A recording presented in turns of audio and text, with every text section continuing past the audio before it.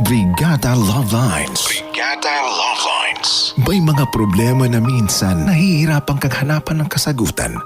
Mga tanong na puso lang ang makakasagot at mga sagot na puso lang ang nakakaintindi. Pakinggan ang mga kwento at mga storya ng buhay dito sa Brigada Love Lines. Brigada Love Lines. Brigada Love Lines. Brigada Love Lines.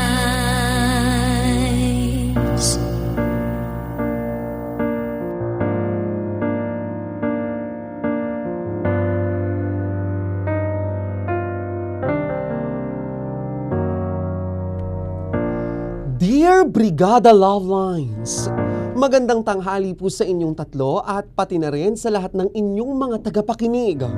Sa totoo lang, ilang beses na akong sumubok na sumulat sa inyo. Ang kaso, hindi matuloy-tuloy dahil sa maraming rason. Ako nga po pala si Kelvin. Hindi ko totoong pangalan. 20 years old mula sa Laguna.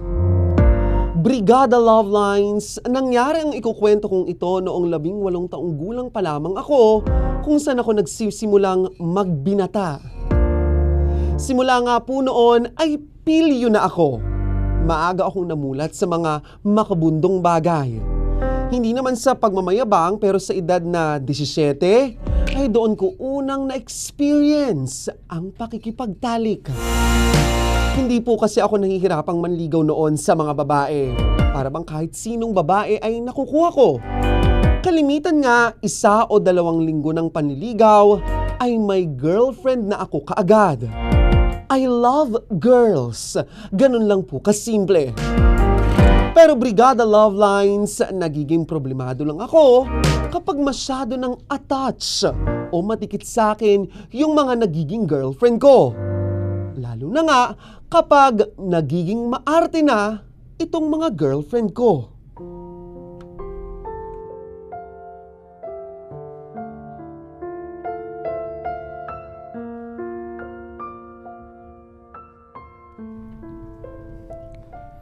Hi, babe! Sorry na late ako ha. Si Kate kasi, nagpasama pa sa akin sa CR. Ang tagal-tagal naman niya. Kanina ka pa ba naghihintay? Hindi naman. So bakit mo ako pinapunta rito? Pwede naman na mamaya na lang tayo mag-usap kapag pauwi na tayo. Magkasabay din naman tayo. May gusto sana akong pag-usapan natin. Ano yun? Ayoko na. Ha? Anong ayaw mo na? Saan? Chloe, ayoko na. Napapagod na ako sa kaartehan mo sa buhay. Sandali! Hindi kita magets. Ano bang ibig mong sabihin na ayaw mo na? Nakikipag-break ka ba sa akin? Oo. Ha? Bakit naman, Kelvin? Ano na namang ginawa ko? Wala naman tayo pinag-aawayan itong mga nakaraan bakit naman biglaan? Dahil ayoko na talaga. Halos wala na tayong pinagkakasunduan. Tapos, naiirita pa ako sa pagiging maarte mo. Grabe ka naman, Kelvin, kung magsalita. Basta ayoko na. Napapagod na ako sa lahat ng mga trip mo. Naririnig mo bang sarili mo, Kelvin? Wala kang maibigay na maayos na rason sa akin kung bakit ka nakikipag-break. Hindi. Hindi ako papayag. Pero Chloe... Papayag lang ako kapag sinabi mo sa akin ng totoo. Sige.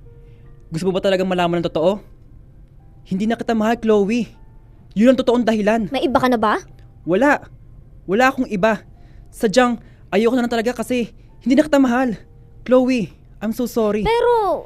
Kung talagang mahal mo ko, iintindihin mo itong sitwasyon ko. Kelvin, sandali. Huwag ka naman ganyan.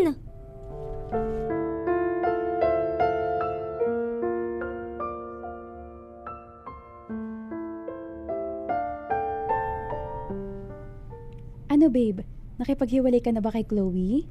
Oo naman, babe. 'Di ba sabi ko naman sa'yo, kaya kong gawan to ng paraan. Kaya kong gumawa ng mga dahilan para lang pumayag si Chloe na maghiwalay na kami. Akala ko kasi hindi mo kaya. Ano ka ba, Kate? Ikaw lang ang babe ko. Wala nang iba. So, paano yan? Officially boyfriend-girlfriend na tayo? Ano pa ba? 'Di ba? Matagal na nating hinintay to. Ikaw, alam ko naman na sabik ka na sa akin. Alam mo Kelvin, hindi talaga ako malandi Pero dahil sa'yo, nagawa kong agawin ka sa kaibigan kong si Chloe. Ano ba kasing ginawa mo sa akin? Simple lang. Actually, wala naman akong ginagawa. Sadya lang nagkakandara pa sa akin ng mga babae. Masyado ka nang mahangin. Pero, teka pala, paano kapag nalaman ni Chloe na kaya kayo nag-break ay dahil sa akin? Kaya nga, patago muna tong relasyon natin. Okay lang naman sa'yo, di ba? O sige, makakapaghintay naman ako babe eh. Ikaw pa ba? Malakas ka sa akin. Halika nga dito. Sabi na sabik na kung halikan ka, Kate. Eh, paano kung ayoko magpahalik? Wala ka nang magagawa. Hindi ka na makakapalag.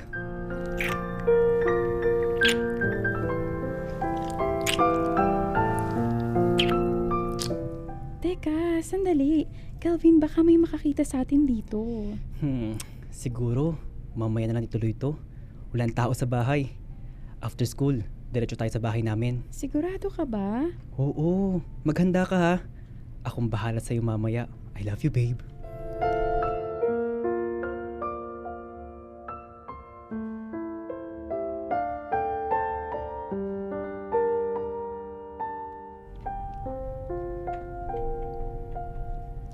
Kate! Lumabas ka dyan! Kate! Nasaan ka? Lumabas ka! Oh, Bes! Anong nangyayari sa'yo? Bakit galit na galit ka? Bes? Bes mong mukha mo! Aray ko! Ano bang problema mo, Chloe, at bigla-bigla ka nalang nananakit? Ahas ka! Mang-aagaw! Ano bang pinagsasasabi mo? Talaga bang itatanggi mo pa? Kate! Sa lahat talaga? Ikaw pa na kaibigan ko ang umahas sa boyfriend ko! Walang iya ka! Ah, alam mo na pala. Buti naman, mabuti na ngang malaman mo. Para naman hindi ka nagmumukhang tanga at para syempre, malaya na kaming dalawa ni Kelvin. Walang hiya kang babae ka, malandi!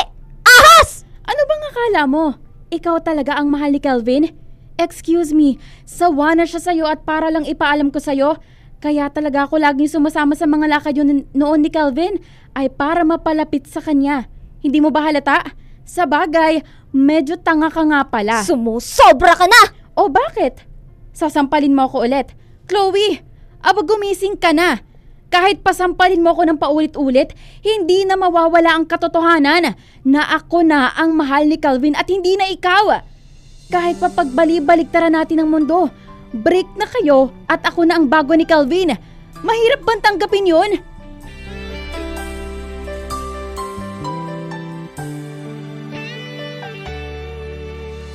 Minsan natikman ang init ng iyong halik.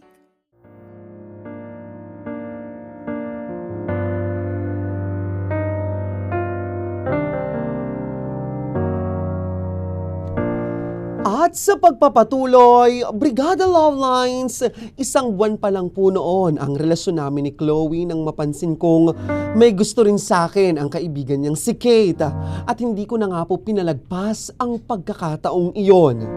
Wala po talaga akong pagsiseryoso noon pagdating sa pakikipagrelasyon. Kaya nga hindi pa kami hiwalay ni Chloe ay mag-MU na kami ni Kate.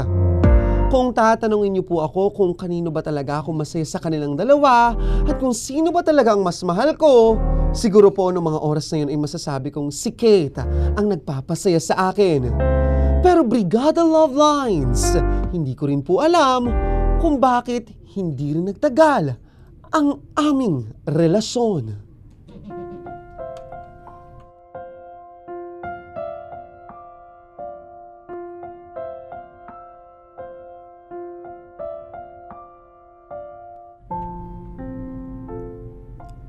Ano bang akala mo, Kate? Sa tingin mo ba talaga magtatagal tong relasyon natin? Eh, sabihin mo nga kasi sa akin, bakit ka nakikipaghiwalay? Bakit? Nagkabalik ka na ba kay ni Chloe? Hindi. Matagal na kami hindi nag-uusap ni Chloe. Eh bakit nga kasi? May nagawa ba akong mali? Wala. Basta. Ayoko na. Mahirap bang tanggapin yon? Ayoko na.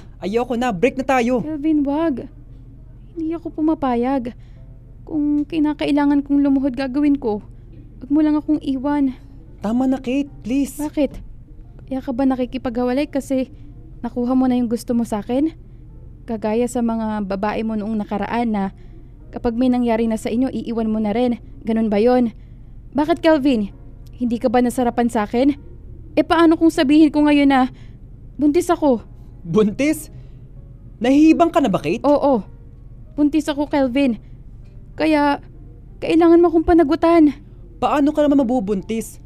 2 beses lang may nangyari sa atin tapos buntis ka na agad? Baka hindi ako ama niyan. Kelvin, please. Huwag mo naman gawin sa akin to. Mamakaawa ako. Tama na, Kate. Tapos na tayo.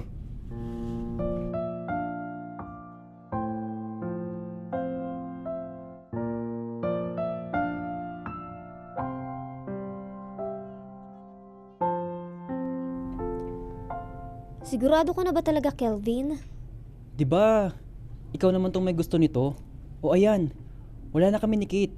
Sayong-sayo na ulit ako. Paano kung totoo yung sinasabi niya na nabuntis mo siya? Imposible. Hindi ko siya mabubuntis. Kung buntis man siya, hindi akong ama nun. Pero natatakot ako, Kelvin eh. Natatakot ako na baka mawala ka na naman sa akin pagkatapos nito. Hindi na yun mangyayari, Chloe. Oo, nagkamali ako noon. Pero narealize ko na mas mahal pala talaga kita. Mahal na mahal din kita, Kelvin. Please, wag mo na akong sasaktan ulit ha. Hindi na, Chloe. Sobrang pagsisisihan ko na kapag nawala ka pa ulit sa akin. Mahal na mahal kita, Kelvin. I love you too, Chloe.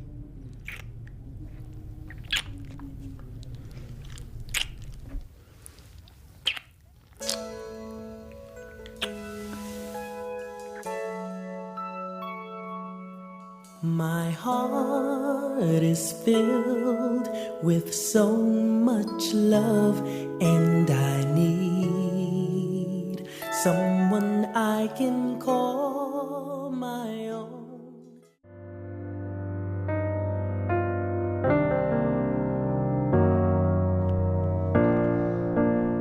At para sa huling bahagi, Brigada Love Lines, binalikan ko noon si Chloe dahil totoong na-realize ko na siya pala talaga ang mahal ko. At sa kanya ko lang nakikita ang sarili ko na magseryoso. Alam kong malaki ang pagkakamali ko sa kanya noon. Kaya naman minabuti kong itama ito. Hindi ko na po inisip noon si Kate. Iyon ay kahit patuloy ang pangungulit niya sa akin. Dala-dala ang isang katotohanan na para bang hindi ko na matatakasan.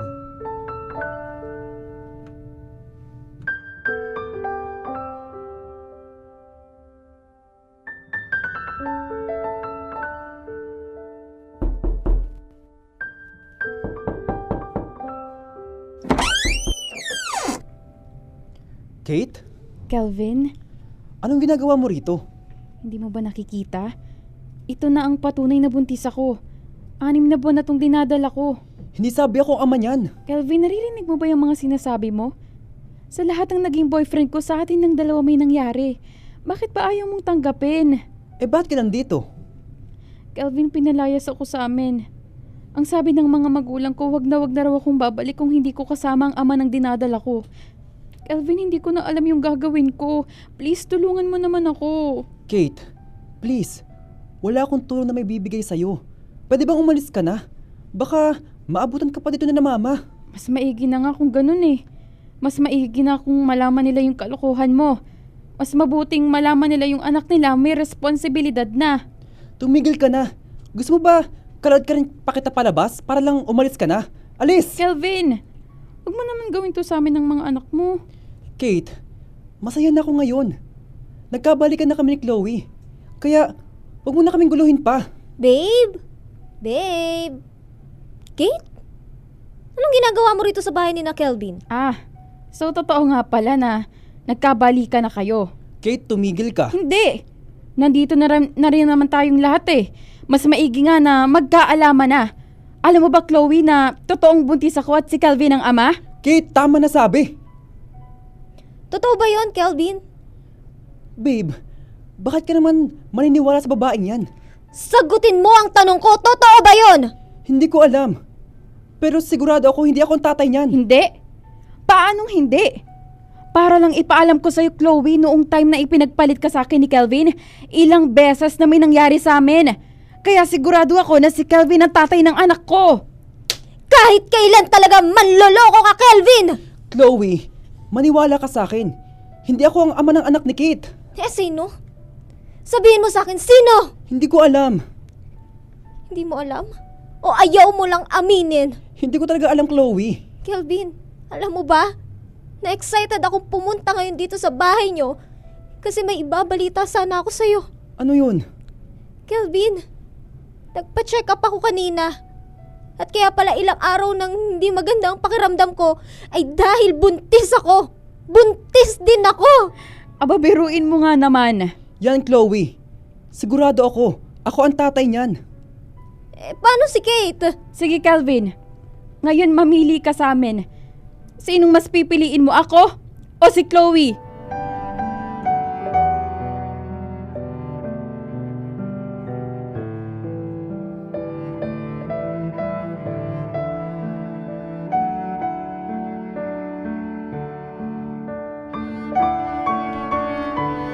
Brigada Love Lines, hindi ko po talaga alam noon ang gagawin ko.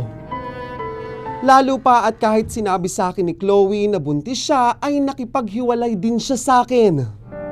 Ang sabi niya, hindi niya raw kayang pakisamahan ang kagaya kong manluloko noon pa man. Sa kabilang banda, Brigada Love Lines, inako ko ang anak ni Kate, pero hindi ko rin siya pinanindigan. Mas tumibay pa ang paniniwalang anak ko nga ang dinadala niya dahil pagkatapos niya pong manganak at habang lumilipas ang mga buwan, ay kamukhang kamukha ko ang bata. Gustong gusto ko po sana noong panindigan si Chloe, pero siya ang may ayaw. Papakasalan ko na sana siya noon, pero ayaw niya talagang pumayag. Sa ngayon, Brigada Love Lines, wala akong asawa. Wala akong girlfriend. At wala akong nakatuluyan kay Kate o kay Chloe. Pero dalawang bata po ang sinusuportahan at sinusustentuhan ko. Na kahit papaano, nagpapakaama pa rin ako para sa kanilang dalawa. Alam ko po na malaking aral ito sa buhay ko, Brigada Love Lines. Na kung sana pala hindi ako nagloko noon, siguro sana maayos ang buhay ko ngayon kasama si Chloe at ang anak namin. Pero siguro nga, huli na ang lahat. Brigada Love Lines, hanggang dito na lamang po. Brigada yours, Kelvin.